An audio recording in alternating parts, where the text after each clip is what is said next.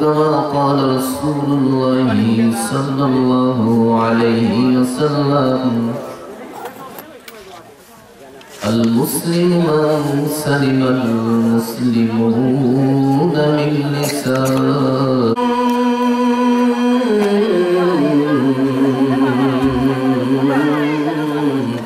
أحمد باربي شاستو أحمد باربي شاستو شكون بندو بلو বেশি বিশ্বস্ত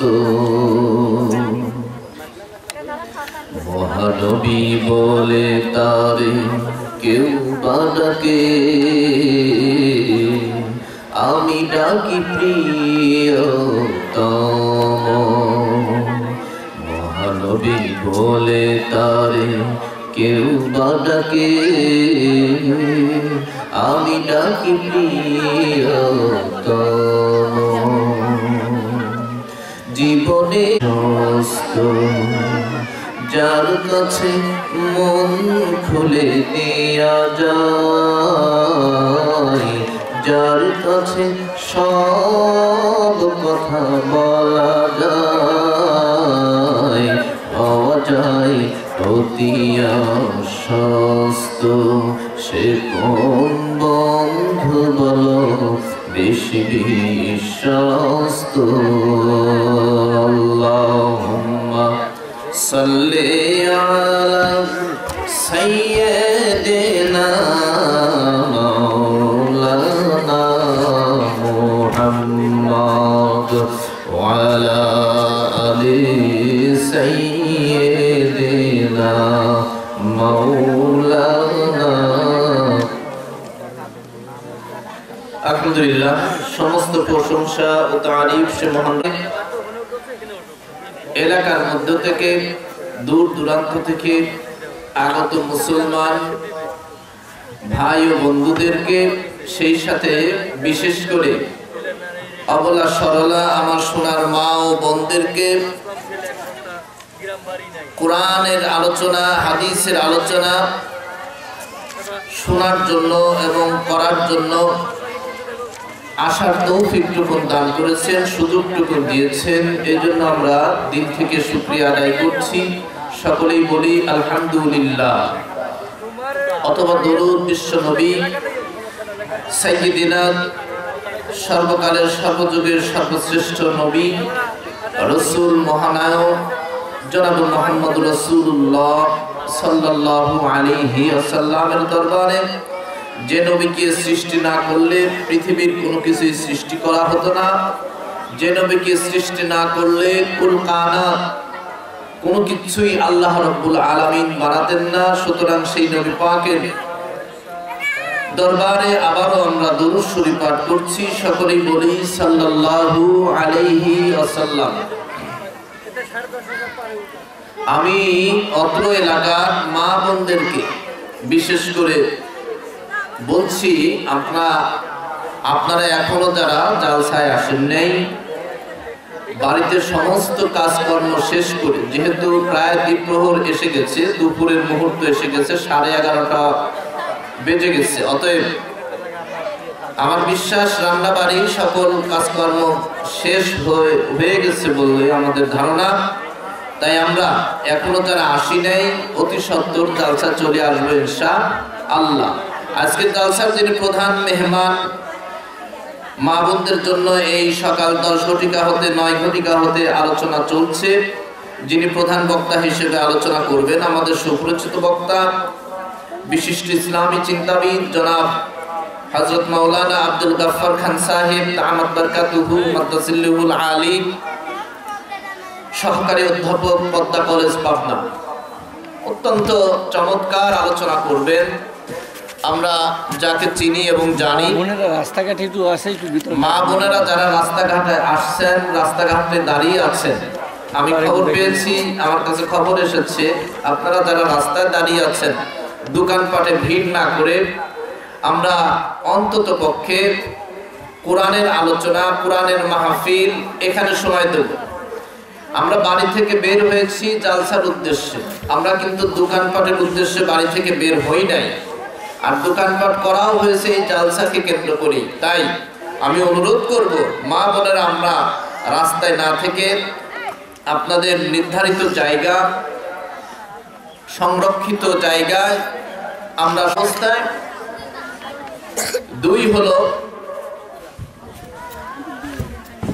আমার আপনার প্রিয় নবীর জীবদ্দশায় মাদানী জীবনে, মাদানী নগরে থাকা অবস্থা যা কিছু অবতীর্ণ হয়েছে, কিছু সূরা আছে মাক্কি সূরা এবং কিছু সূরা আছে মাদানী সূরা। এই মোট 114টি সূরা।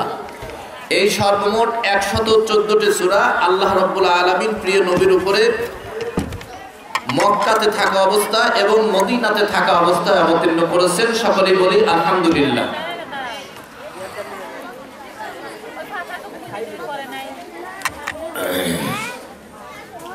তাই আমি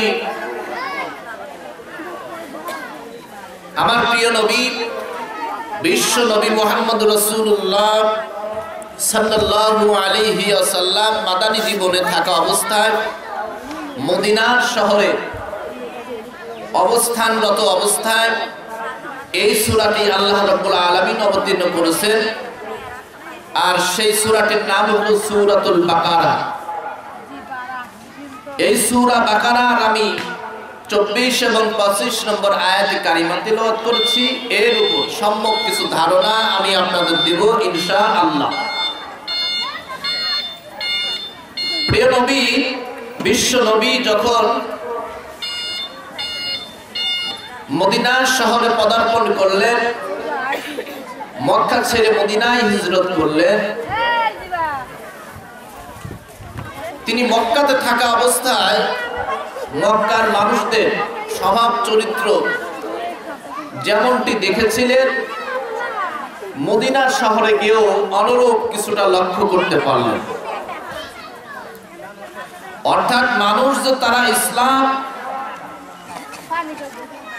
কি এবং দিন কি এই সম্বন্ধে তাদের ধারণাই নাই। আমার প্রিয় নবী যে সারা জীবন তার প্রিয় উম্মত উম্মতীদেরকে, আল্লাহর গোলামদেরকে দিন এবং ইসলাম সম্বন্ধে বুঝাতে গিয়ে যতটুকু ত্যাগ করেছেন, পৃথিবীর কোন নবী রাসূল এত ত্যাগ করেন নাই যতটুকু ত্যাগ করেছেন আমার আপনার প্রিয় নবী। মদিনার মানুষদেরকে বললেন, হে মদিনাবাসীরা, তোমরা শুনে নাও, আল্লাহ রাব্বুল আলামিন তোমাদের জন্য সুসংবাদ দিয়েছেন। অবশ্যই তোমাদের জন্য আল্লাহ পাক সুসংবাদ নিয়ে এসেছেন, আমার কাছে সেই সুসংবাদ পৌঁছে দিয়েছেন। তো মদিনার মানুষেরা নবীকে বললেন, হে নবী মুহাম্মদুর রাসূলুল্লাহ সাল্লাল্লাহু আলাইহি ওয়াসাল্লাম, কি এমন সুসংবাদ? তোমার আল্লাহ তোমাকে কি এমন খুশির খবর দিয়েছেন যেটা তুমি আমাদের জন্য নিয়ে এসেছো, আমাদেরকে জানানোর জন্য ব্যস্ত হয়ে পড়েছো? প্রিয় নবী, বিশ্ব নবী, আমার আপনার নবী, দরদি নবী, মায়ের নবী, সোনার নবী মুহাম্মদুর রাসূলুল্লাহ সাল্লাল্লাহু আলাইহি ওয়াসাল্লাম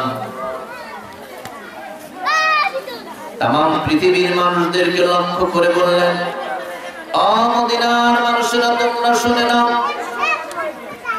আল্লাহ রাব্বুল আলামিন কোরআনুল কারীমে ঘোষণা দিয়েছেন, ওয়াবাশশিরিল্লাযীনা আমানু ওয়া আমিলুস সালিহাতি আন্না লাহুম জান্নাতিন তাজরি মিন তাহতিহাল আনহার। এ মদিনার মানুষেরা, আল্লাহ রাব্বুল আলামিন সুসংবাদ দিয়েছেন তাদের জন্য,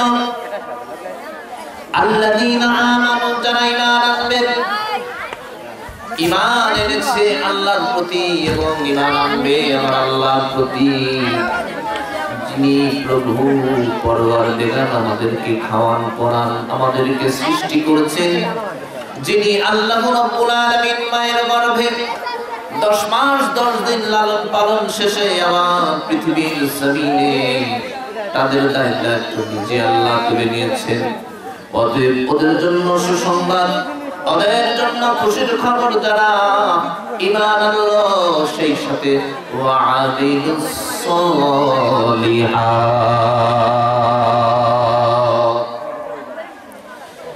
এই দুইটা আমল যাদের ভিতরে পাওয়া যাবে, এই দুইটা কাজ যাদের মধ্যে আছে, তাদের জন্য সুসংবাদ আল্লাহ রাব্বুল আলামিন দিয়েছেন। সুসংবাদ হলো যারা ঈমান আনলো আল্লাহর প্রতি, আমানতু বিল্লাহ। আল্লাহ রাব্বুল আলামিন বলেছেন যারা আমি আল্লাহর প্রতি ঈমান আনবে, নবী তাদেরকে ঘোষণা দেন ঈমান আনার পাশাপাশি আরো কিছু কাজ রয়েছে, শুধু আমি আল্লাহর প্রতি ঈমান আনলে হবে না। এখানে আল্লাহ রাব্বুল আলামিন আরো কিছু হুকুম দিয়েছেন, আরো কিছু নির্দেশনা জারি করে দিয়েছেন। ওয়া মালাইকাতিহি,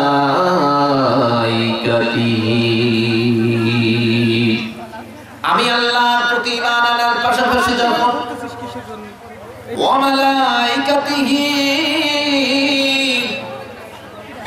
সমস্ত ফেরেশতাদের উপর ঈমান আনলো, ঈমান আনয়ন করলো, সমস্ত ফেরেশতাদেরকে বিশ্বাস করলো, আমি আল্লাহ রাব্বুল আলামিন সহ সেই সকল ফেরেশতাদের প্রতি ঈমান আনতে হবে।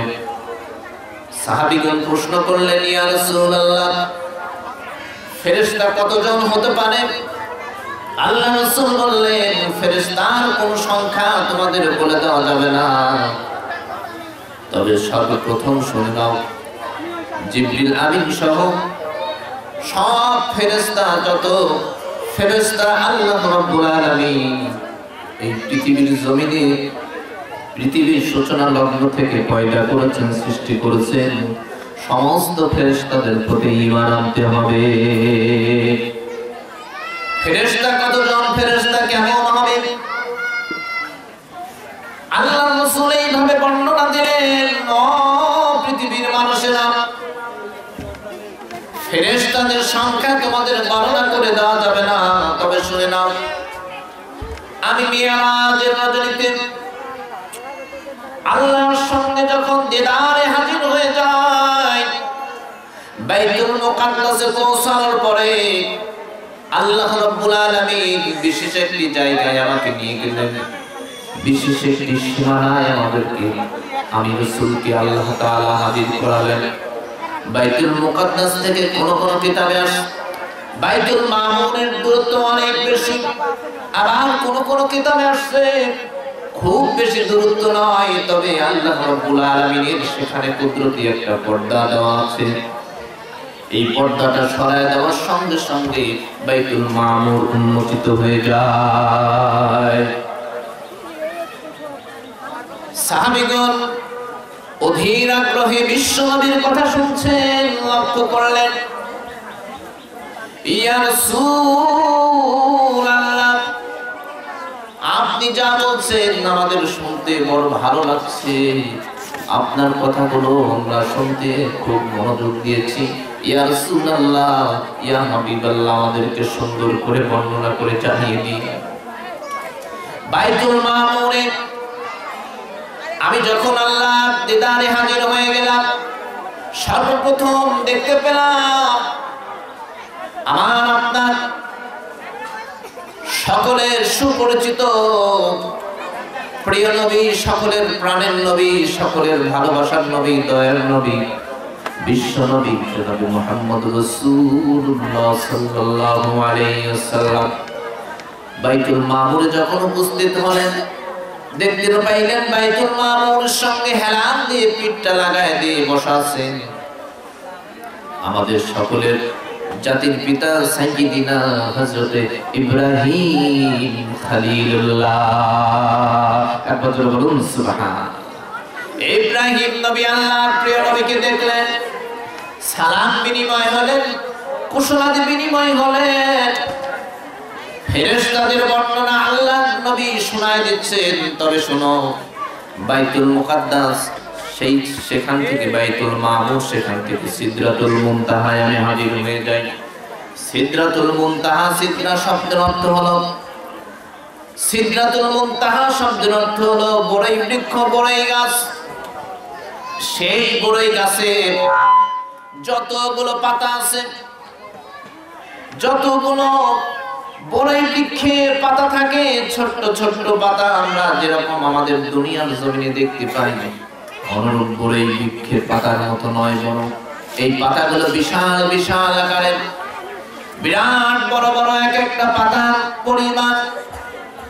আল্লাহ রাসূল বলছেন, শুনে নাও তাহলে, এই সিদরাতুল মুনতাহার নিকটে সুন্দর একটি নাহরুল হায়াত নামক নহর আছে।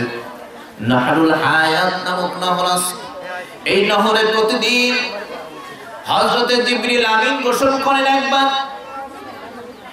এই গোসল করার পরে জিবরিল আমিন যখন গোসল শেষ করে আসেন, এই গোসল শেষ করার পরে জিবরিল আমিনের ডানা হলো 650 ডানা।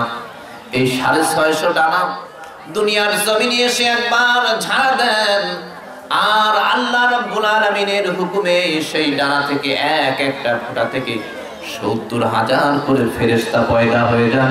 আরো একবার জোরে বলুন না মারহাবা। 70,000 ফেরেশতা পয়দা হয়ে যায়। এই 70,000 ফেরেশতা তারা জীবনে একবার বাইতুল মামুরে নামাজ আদায় করে যায়। কিয়ামত পর্যন্ত দ্বিতীয়বার আর কোনোদিন নামাজ আদায় করার সুযোগ থাকে না।